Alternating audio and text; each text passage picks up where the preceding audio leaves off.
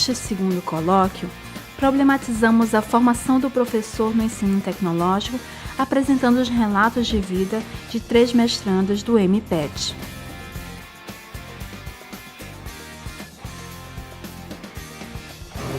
Então, assim, na perspectiva familiar, eu sou filho de professor, professora e funcionário público. E nesse contexto, a coisa mais importante que eu consegui assimilar foi justamente essa necessidade de nós transformarmos aquela realidade não tão boa por meio da educação.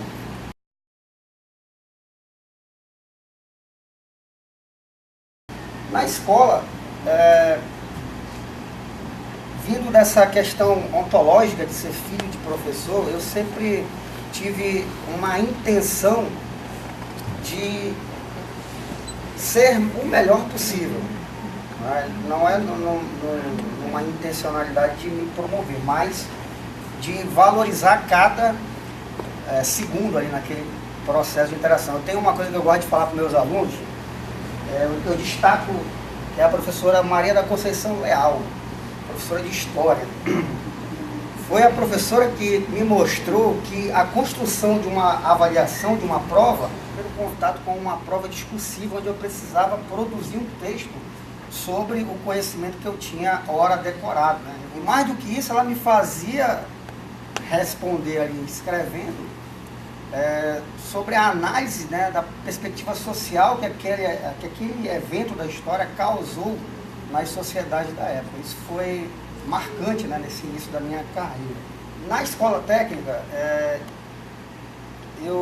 nos primeiros 2 anos eu tive uma certeza de que eu não nasci para coisa. Não, esse negócio de programação não é para mim.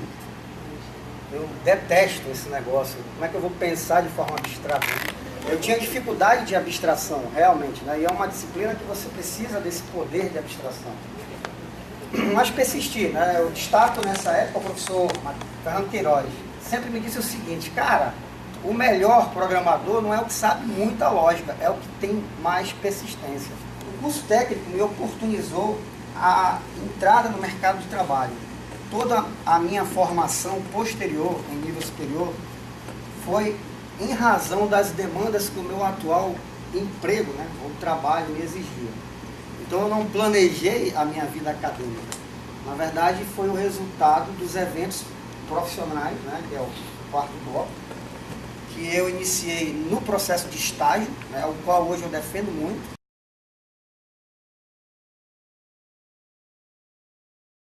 Eu fui aculturado, né, do ponto de vista profissional, pela uma cultura americanizada, da disputa, né, do criar, do propor, do sugerir.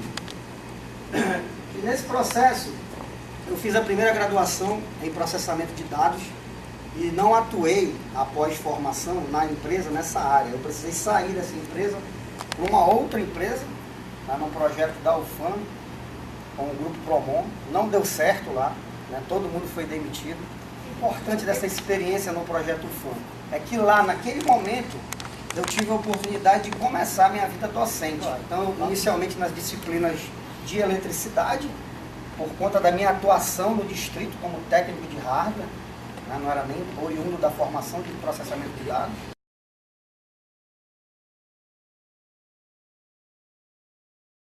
E quando eu me vi professor de lógica aí, eu posso confessar uma coisa a todos. Eu mirei a sala da diretora 3 vezes.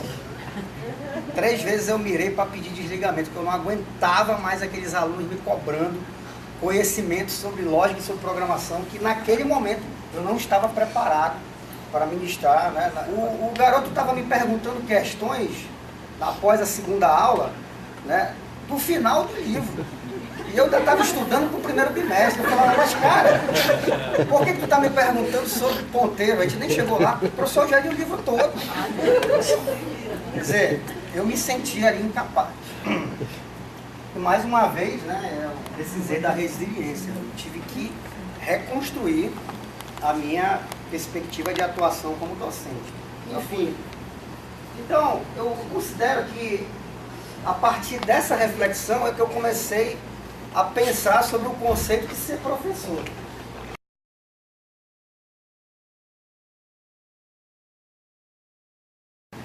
E aí chegou o mestrado, né? Bom, pode passar, por favor. O mestrado eu coloquei 4 blocos assim da minha reflexão atual. O primeiro, o contato com os professores. O segundo, a orientação, os autores e a turma. Vou citar 2 autores desse processo de contato com os professores das 3 disciplinas, né? Eu aprendi que História da Ciência não é léxico, né? Análise, lendo Chalmers, né? A resenha foi dolorida, né? Bom, enfim, a gente teve que estudar dentro de uma linguagem que eu não estava muito acostumado a lidar. Tive que pegar o dicionário e ficar ali do meu lado. Foi o jeito. Então, essa troca de experiência me permitiu, né, ressignificar esse processo de eu me sentir de fato professor.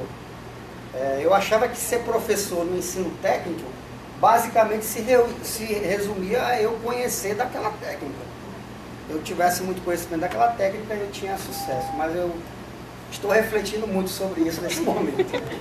Para finalizar, hoje eu estou estudando robótica na aprendizagem da matemática, focado, né, na área de geometria, né, que o ensino, começando no fundamental, no 9º ano, conceitua como espaço e forma. Basicamente, nós temos como objetivo construir questões contextualizadas, né, a vida do aluno, onde ele possa usar esse kit e ao final a gente tenha uma certeza de que o uso do kit contribuiu na formação de um determinado conhecimento.